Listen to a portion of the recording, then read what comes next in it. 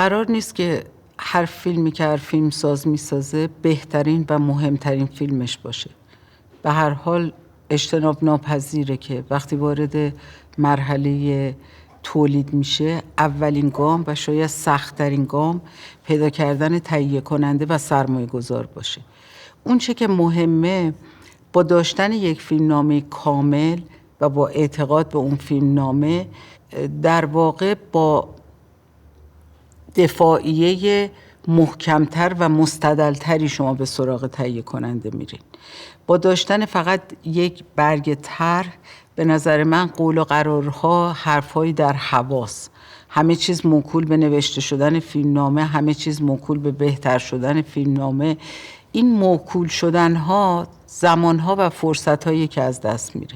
خیلی با این حرف مواجه میشم از طرف فیلمسازان جوان که شما که دیگه مشکلی ندارین برای تهیه کننده و سرمایه گذار پیدا کردن، ولی واقعا اینجور نیست. یعنی ممکنه که به جهاتی برای کسی که سابقه بیشتر داره کمی راحت تر باشه، ولی اصلا اینجور نیست که به راحتی بشه تهیه کننده و سرمایه گذار پیدا کرد. رابطه بین کارگردان و سرمایه گذار و تهیه کننده رابطه هست که فرمول مشخصی داره و عدم رعایت این فرمولا منجر به این میشه که فیلمساز فقط یک بار بتونه با اون تهیه کننده کار کنه، اون سرمایه گذار پشت دستشو داغ کنه اگر اون آداب و اون فرمول ها به کار گرفته نشه که دیگه فیلم تولید نکنه. و به نظر من حذف هر سرمایه گذار جدی و فرهنگی در سینما لطمه بزرگی به مجموعه سینما میخوره. فیلمساز در هر مقام و در هر میزان از تجربه که باشه در قبال تهیه کننده و در قبال سرمایه گذار مسئولیت هایی داره. اینکه اقتدار یک فیلمساز به این معنا بشه که بودجه باز باید در اختیارم باشه، زمان باز بدون مدیریت و اگر من نیاز دارم باید این گونه بشه، به نظر من اینا روش‌های غیر حرفه‌ایه. برآورد بودجه‌ای که فقط با داشتن یک فیلمنامه کامل، یک فیلمنامه‌ای که فیلمساز میدونه دقیقاً چی کار میخواد بکنه، مسئله زمان در فیلم برداری که یکی از مهمترین عناصر بالا و پایین بردن برآورد بودجه فیلمه موضوع مهمیه. یک فیلمساز به نظر من تعهد داره در قبال اون قرار و اون مواردی که بر اساس اون یک تهیه کننده یا یک سرمایه گذار راغب و مایل میشن برای سرمایه گذاری. میزان دخالت آدمات، سرمایه گذار و تهیه کننده در کار کارگردان موضوع مهمیه. ببینید روی کلیاتی شما با یک تهیه کننده به یک توافقی میرسید. اصل مهم اینه که چه کسی رو انتخاب میکنین. هر کسی به اسم تهیه کننده شاید اصلا برای اون نوع از سینمایی که شما میخواید کار کنین مناسب نباشه. مطمئناً یک تهیه کننده 100% حرفه‌ای که براش یک فرمولای بازار، یک تعریفایی داره، انتخاب از بازیگر فلان، نمیدونم ریتم فیلم اینجوری، یک تعریفایی داره. اگر فیلمساز مستقلی هستین که یک فیلم لو باجت میخواین بسازین و نگاه دیگری غیر از اون نگاه کلیشه‌ای بازار به سینما دارین، اگر سراغ اون تهیه کننده برین خب از اول اشتباه کردین. انتخاب تهیه کننده‌ای که با نوع فیلم شما همخوانی داشته باشه خیلی مهمه و این انتخاب اگر درست اتفاق بیفته خب از مشکلات و بحث و جدل هایی که معمولاً در طول کار پیش میاد و همه بازدارنده و متوقف کننده پروژه و مسیر طبیعی کار هست مانع میشه. سرمایه گذار هم همینجور. اگر یک سرمایه گذار با یک تعریف مشخص، با یک سرمایه مشخص وارد یک پروژه میشه، فیلمساز متعهد هست به اون واقعا میتونم بگم فیلمایی که تهیه کنندش و سرمایه گذارش خودم نبودم فیلمای ارزونتری تموم شدن. نه به معنای اینکه از چیزی کم گذاشتم، ولی اون احساس مسئولیتی که من قراره با این میزان بودجه، من قراره این میزان تعداد روز فیلم برداری گذاشتم، به نظر من این روش کاملا معنای آداب حرفه‌ای داشتنه که شما بر اساس اون پیش برید.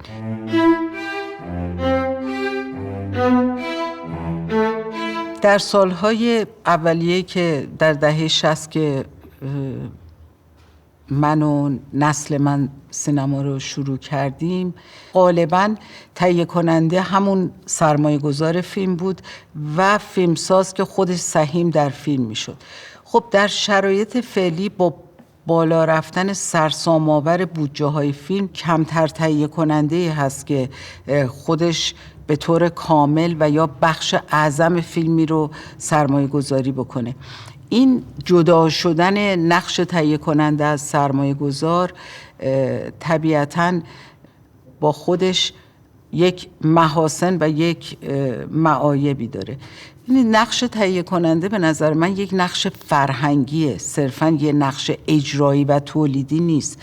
نقش تهیه کننده یک دانش، یک شناخت، یک سلیقه است که با انتخاب فیلمساز، با انتخاب فیلمنامه به طرف ساخت یک محصولی میره که خودشم به عنوان بخشی از تعلقات خودش به لحاظ فرهنگی، به لحاظ هنری در اون اثر میبینه. این که صرفاً کسی که به عنوان تهیه کننده نقش اجرایی داشته باشه، خب من فکر میکنم یه مجریه تر در تعریف سینمای امروزه که سرمایه از جای دیگه میاد، یه مجریه تر هم همون کارو میتونه انجام بده. سرمایه گذار با اعتماد به تهیه کننده و با اعتماد به اطلاعاتی که کارگردان از چگونگی ساخت فیلم، تعهداتی که بابت زمانبندی فیلم، ساختار فیلم که میتونه خودش تعیین کننده، امکاناتی که نیاز داره، جوری اطمینان پیدا میکنه که سرمایه خودش رو در بخشی از فیلم یا سهیم بشه یا همه فیلم رو داشته باشه. ارتباط بین سرمایه گذار و تهیه کننده که معمولاً اختلافاتشون حتماً به کارگردان و از طریق اون به گروه هم منتقل میشه، خب یک مشکل خیلی جدی سینمای امروزه. ولی ما به عنوان فیلمساز چی کار میتونیم بکنیم؟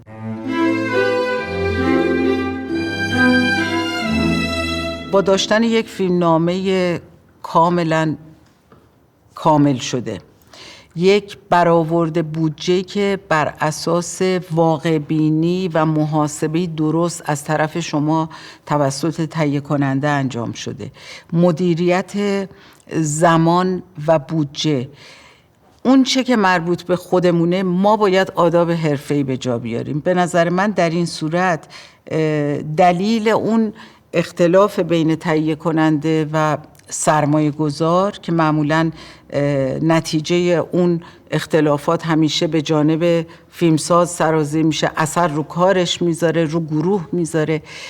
تا اونجایی که میتونیم ما باید خودمون رو مسلح به شفافیت، مسلح به مدیریت، رعایت بودجه، رعایت زمان و مجموعه اینا بکنیم تا بتونیم حداقل بار فشاری که حتی ناخواسته ممکنه بر دوشمون حوار بشه تا جای ممکن کنترلش کنیم.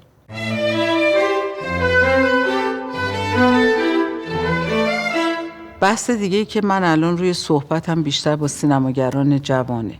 این توصیه رو همیشه دارم. بزرگترین سرمایه‌های ما آدم‌هایی هستن که از همکلاسی دانشگاه گرفته، از دوستان علاقمند واقعی سینما در دور و برمون که اونا هم مشکلات مشترکی مثل ما دارن.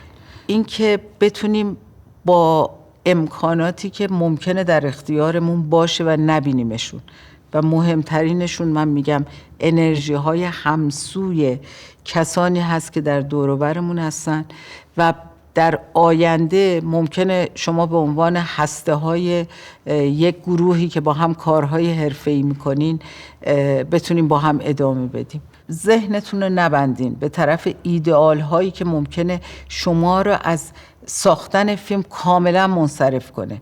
یعنی چند سال بگذره و در آرزوی ساخت یک فیلمی که اصلا مقتضیات بودجه‌ای، مقتضیات زمان مناسب نیست برای ساخت این کار، با کارهای دیگه ارزش قائل شیم به ساختن یک فیلم کوتاه، به ساختن یک تجربه کوتاهی که در کنار همدیگه میتونین یک انرژی تجمیع شده‌ای فراهم بکنید که خیلی موانع رو بتونین بردارین.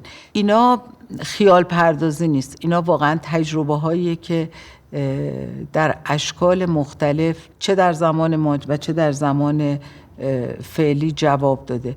میخوام بگم دامنه خیال پردازی رو برای پیدا کردن راه حل های مناسب پرواز بدین، راه‌های پیدا بکنین برای ساختن فیلمتون.